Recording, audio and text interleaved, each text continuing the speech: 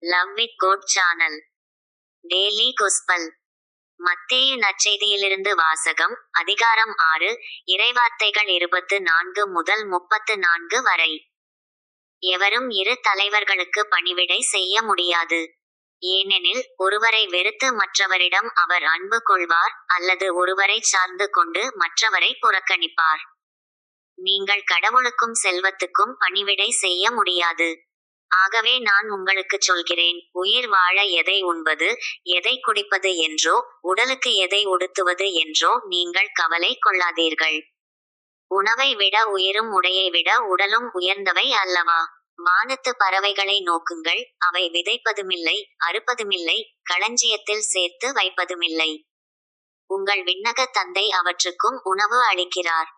அவற்றை விட நீங்கள் மேலானவர்கள் அல்லவா? கவலைப்படுவதால் உங்களில் எவர் தமது உயரத்தோடு ஒரு முழம் கூட்ட முடியும்? உடைக்காக நீங்கள் ஏன் கவலைப்படுகிறீர்கள்? காட்டுமலர் செடிகள் எப்படி வளருகின்றன என கவனியுங்கள், அவை உழைப்பதுமில்லை, நூற்பதுமில்லை.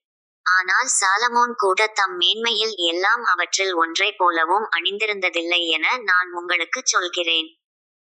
நம்பிக்கை குன்றியவர்களே, இன்றைக்கு இருந்து நாளைக்கு அடுப்பில் எரியப்படும் காட்டுப்புல்லுக்கு கடவுள் இவ்வாறு அணி செய்கிறார் என்றால், உங்களுக்கு இன்னும் அதிகமாகச் செய்ய மாட்டாரா? ஆகவே, எதை உண்போம், எதை குடிப்போம், எதை அணிவோம் என கவலை கொள்ளாதீர்கள். ஏனெனில் பிற இனத்தவரே இவற்றையெல்லாம் நாடுவர். உங்களுக்கு இவை யாவும் தேவை என உங்கள் விண்ணக தந்தைக்கு தெரியும். ஆகவே அனைத்திற்கும் மேலாக அவரது ஆட்சியையும் அவருக்கு ஏற்புடையவற்றையும் நாடுங்கள்.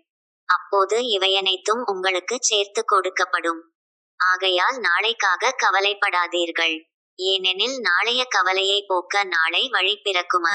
அந்தந்த நாளுக்கு அன்றன்றுள்ள தொல்லையே போதும். இது ஆண்டவர் வழங்கும் அருள்வாக்கு. இறைவா, உமக்கு நன்றி.